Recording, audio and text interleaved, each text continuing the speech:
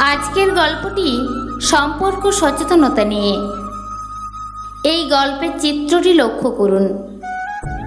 পুরুষটি জানে না যে নিচে একটি সাপ রয়েছে। নারীটিও জানে না যে পুরুষটির পিঠের ওপর ভারী একটি পাথর চাপা পড়ে আছে। নারীটি ভাবছে, আমি নিচে পড়ে যাচ্ছি, আমি চেষ্টা করলেও উপরে উঠতে পারবো না, কারণ সাপটা আমাকে কামড়ে দেবে।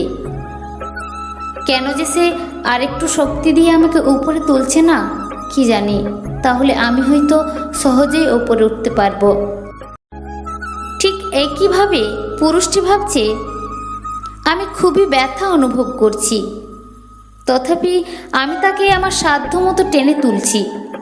কেন যে সে নিজে আরেকটু চেষ্টা করছে না, তাহলে আমি সহজেই তাকে উপরে তুলে আনতে পারবো।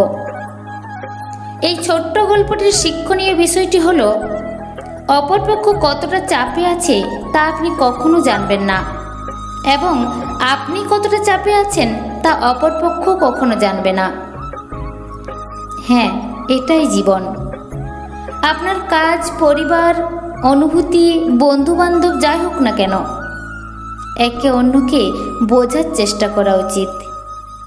তাই ভিন্নভাবে ভাবতে শিখুন, একে অপরকে বুঝতে চেষ্টা করুন এবং সুসম্পর্ক গড়ে তুলুন। এবং সবসময় চেষ্টা করুন পজিটিভ মাইন্ড নিয়ে চলার।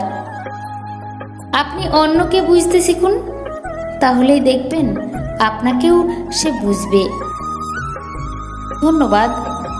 গল্পটি ভালো লাগলে আপনার প্রিয়জনদের সাথে শেয়ার করবেন। ভালো থাকবেন, সুস্থ থাকবেন।